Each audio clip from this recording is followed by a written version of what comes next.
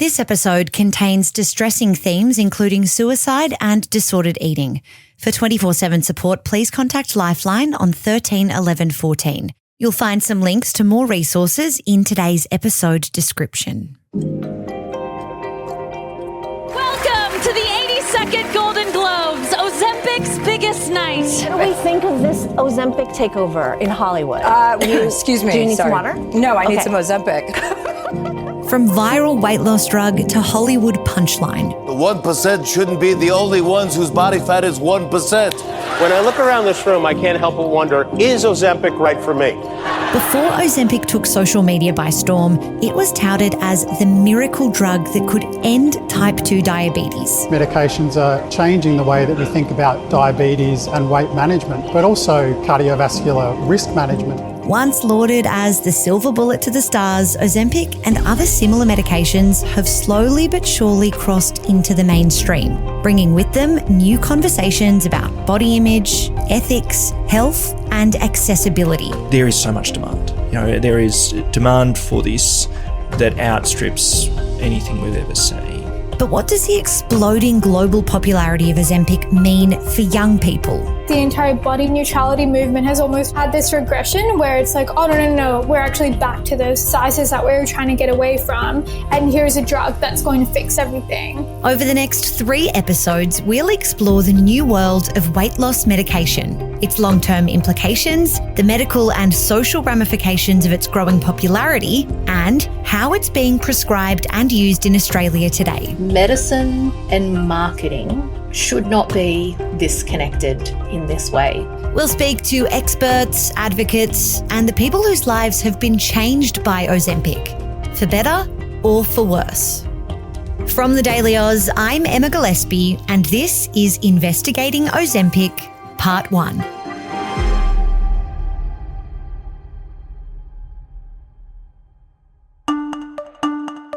Ozempic was first approved by health authorities in the US in 2017 as a medication to treat type 2 diabetes. Approved for use in Australia the following year, the drug now generates billions of dollars annually for its manufacturer, Novo Nordisk, which has become one of the world's richest pharmaceutical companies. But what is Ozempic and how does it actually work? So Ozempic's a drug name, and it's a drug name for what is otherwise known as semaglutide. Semaglutide falls into this family of drugs called GLP-1s. That's Dr. Michael Bonning. He is the Australian Medical Association Chair of Public Health and a Sydney GP. Ozempic is the one that has been talked about so much in the media, but actually there are 2 others that get a lot of coverage as well. One is called Wegovy, which is just a higher dose version of Ozempic, and another one that is called Mounjaro. They act on hormones in our body, and generally they were developed for diabetes patients. What they did for them was making sure that the cells work better with insulin, but also then that gastric emptying is slowed down, so you feel fuller faster. You ended up with people losing significant amounts of weight, which for many people with diabetes is also a significant benefit to improving their diabetic control. But for those who don't have diabetes, that side effect has meant that these drugs have become increasingly popular for an indication that they weren't originally put on the market for. With Ozempic's popularity for dramatic weight loss, it's been hard to get. But a new, similar drug has the same active ingredient as Ozempic. Wegovy helped people lose on average 15% of their body weight. That's compared with the nearly 23% achieved by Mounjaro. The battle of the weight loss drugs continues. Taken as an injection, usually once a week, Dr. Bonning says Ozempic and other GLP-1 medications start working almost immediately, within a few hours. For 26-year-old Grace, the overall experience of weight loss medication gave her a confidence that she had never felt before. Grace wrote to us from Brisbane to tell us about her experience. Here's a bit of her story, voiced by someone else.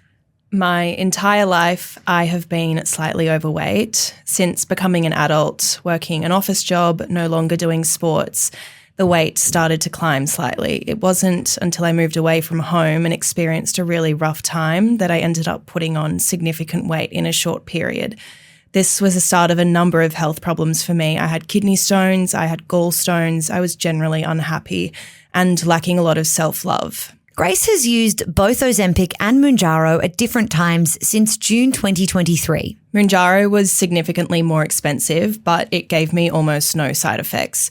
Because of that, I was able to consistently stay on the medication for about 6 months. She lost over 17 kilos during that time. And since then, Grace says her life has changed. Her confidence has transformed. The joint pain she used to feel daily has disappeared. I'm not embarrassed to walk up the stairs with someone. I feel confident that I could physically get myself out of danger if I had to. The mobility is insane. The change of perspective is enormous. Grace said she feels in control of her food choices for the first time in her life. She details experiencing a shift in how she thinks about food, what Grace describes as previous compulsions and food noise all day, every day. She told us it's a difficult thing to explain to someone who's never experienced issues with food noise, but Grace likens it to listening to a loud song on repeat, and you've got no ability to change the song or turn down the volume or take a break. For her, both GLP-1 medications, Ozempic and Mounjaro, were like finally someone had given her a remote to listen to something else. It was so healing to know that I wasn't just worse than skinny people, or I wasn't just weak. My brain wasn't working against me anymore. Grace's story is just one of the hundreds of positive anecdotes we received when we asked our audience about their experiences using Ozempic and similar medications. Dozens of TDA followers told us that these drugs have changed their life, that they've never been happier or healthier. Some of you told us it's saved your life. We could go on for hours talking through all the many glowing reviews we received about Ozempic, Mounjaro and Wegovy. But while so many of you did have a positive experience with these medications, hundreds of you also told us the exact opposite. Several TDA followers told us they've ended up in hospital after taking Ozempic, with gallbladder removal being the most commonly reported issue. As with most drugs, most side effects are dose dependent. They often are worse at higher doses. Hi, I'm Zara. I'm the co-founder of the Daily Aus, and we started this company because we think news can be done differently. If you agree, you can hit subscribe. It's the best way to help us grow. Now, back to the video. Ultimately, GLP-1 medications like Ozempic are still relatively new, and that means the full list of side effects associated with their long-term use remains somewhat unknown. GPs and healthcare providers can report adverse side effects relating to these medications to the federal government's Department of Health. These reports are tracked on the Therapeutic Goods Administration's database of adverse event notifications. The online tracker includes negative symptoms associated with the use of any medication, but you can filter down by type. So that's what we did to look at Ozempic, Wegovy, and compounded products or pharmacy-made versions of these drugs, as well as semaglutide products where the brand name was not specified. Remembering that semaglutides are a type of GLP-1, GLP-1s are these weight loss medications that we are talking about. On the database, gastrointestinal disorders, including pancreatitis, made up around half of the adverse events reported between January 2023 and January 2025. But there's another particularly sinister side effect associated with Ozempic use that's becoming increasingly prominent. I, for no reason whatsoever, and I hadn't felt like this for a very long time, became suicidal, unable to work. It was really quite unexplained. Mackenzie is a 26-year-old woman who sought out Ozempic for weight management. I've tried diet, exercise, and haven't been able to get that to work for the long term. But taking Ozempic would lead her down one of the most frightening periods of her life. I was really, really concerned, and I chatted with my partner about it, and he was like, well, the only thing that has changed in your life is you going on this particular medication. Suicidal ideation makes up 1 in every 20 adverse GLP-1 reactions reported to the TGA database. Since January 2023, there have been 3 reports of attempted suicide and separately 2 deaths by suicide associated with the use of these medications. Ozempic was the only product suspected to be related to both of those deaths. The TGA website stresses that the reports included in the database doesn't mean the details of the event have been confirmed or that the event has been determined to be related to that specific medication that it's listed alongside. The TGA says it uses adverse event reports to, quote, identify when a safety issue may be present, but it says assessing the safety of a medication cannot be made using the tracker alone.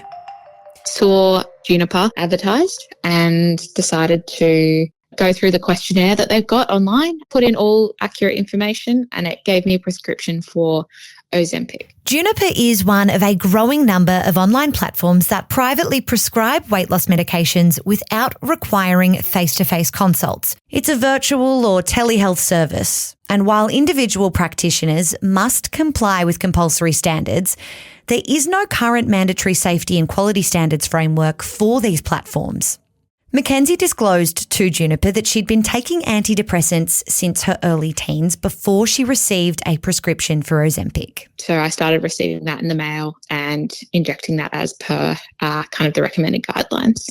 I kind of had peace of mind that it would cover everything that was in my medical history. Mackenzie started on what she said was quite a low dose of Ozempic, but a month later, she ramped up to a higher dose. And that's when she says things started feeling off.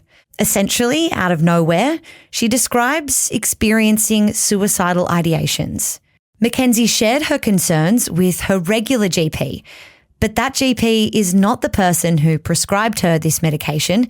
She got the drugs through Juniper. He said that he'd seen this in a number of patients. He explained to me how it kind of worked. And one of the things is that it slows the digestive system, which then can have negative effects on absorption. The medication Mackenzie was taking had stopped her body from absorbing the antidepressants that she'd been used to taking for more than a decade. I was in such a bad place that he suggested I go to hospital, stop taking it, and contact Juniper to let them know that I was no longer taking it and explain what the side effects of that had been for me. Mackenzie followed the advice of her regular GP and stopped taking Ozempic immediately. But due to the slow-release nature of the drug, it took over a month for her to start feeling like herself again. The 26-year-old said she was surrounded by the right people and the right support to get herself back to feeling safe and happy. She considers herself one of the lucky ones. But Mackenzie holds broader concerns about what these prescribing practices could mean for at-risk young people. The fact that this is so freely available without even so much as a Zoom call or a face-to-face check-in is really, really concerning to me. And I think, something needs to be done regarding the access people have to this medication. I'm not saying that we should never use it and that it should be totally out of the question, but I think some kind of regulation needs to be put in place. So how are these medications regulated? And how many people are taking them in Australia? The short answer to the second part of that question is really, we have no idea. And that's because of the way that these drugs are classified by health regulators and something called the Pharmaceutical Benefits Scheme, the PBS. Ozempic is funded by the Australian government, so on the PBS, for those people who meet certain parameters around their type 2 diabetes. So those people need to be the ones who are prioritised to get access to it. Let's break that down. Ozempic is a PBS-listed drug for type 2 diabetes treatment. So because of that, it'll cost a diabetic around $40 a month to access. That doesn't mean it's illegal to use Ozempic for other reasons, but it does mean prescriptions issued for a purpose other than diabetes, what's called off-label uses, aren't subsidised by the PBS and therefore aren't tracked by it either. These private scripts also cost patients upwards of $400 a month. The other two medications are not on the PBS for that indication. Dr. Michael Bonning is talking about Mounjaro and Wegovy. But Wegovy could soon become cheaper for some people who take it after the TGA recently approved this drug as a treatment for heart disease in overweight patients. This means the medicine regulator has determined there is satisfactory evidence that Wegovy is an effective complementary therapy for adults with both cardiovascular disease and high body mass index to reduce the related risk of heart attack, stroke, or death. We can find out how many people take Ozempic for type 2 diabetes treatment, and we might soon be able to find out how many people take Wegovy as a treatment for heart disease. But for everything else, it's virtually impossible to determine the scale of the use of these medications. Dr. Emma Beckett, a food and nutrition scientist and an adjunct senior lecturer at UNSW, says this is an issue that needs to shift urgently. My suspicion is the vast number of people accessing these medications in Australia are accessing them through telehealth and not through their standard GP. And for me, the question is why? Are they going to their standard GP and their standard GP is going, no, you don't need that? And you go to the people who are selling them directly and that's their purpose. And they go, well, of course you can have that. And so my question is about how do we look at that context? Because I don't think we have that data. So without that database of prescriptions, we decided to look into this further to get a sense of how young people are engaging with these medications. Around 25,000 of you responded to a poll by the Daily Aus. 11% told us they had used Ozempic or a similar drug. We asked the 89% who hadn't used it if they've ever wanted to try Ozempic. 43% of respondents said yes. We heard from nurses, surgeons, GP and other health professionals who said GLP-1 medications, like Ozempic, are among the most prescribed drugs in the country. But it's how people are accessing these drugs, or rather, where they're getting their prescriptions, that has some experts concerned. If you Google interested in these drugs, the top hits are not results to studies. They're not informational pieces. They're links to the companies who are selling it. And medicine and marketing should not be disconnected in this way, because I can't think of any other medication that happens like this. On the next episode of Investigating Ozempic, we take a closer look at the online providers prescribing weight loss medication in Australia. We'll look into their duty of care and whether or not they're meeting those responsibilities. We'll hear from the people who've accessed these drugs through these providers and those who've worked for them. If these people started these companies to deliberately sell these weight loss drugs, that says there's a gap. That says when people are going to the doctor and having this conversation with their regular GP, they're not getting what they need. We'll answer all your questions and more on part 2. Thank you so much for listening to this episode. If it's raised any concerns for you, help is available 24/7 through Lifeline on 13 11 14. For eating disorder support, you can contact the Butterfly Foundation on 1-800-ED-HOPE. That's 1-800-33-4673. There are also some links to resources in today's episode description.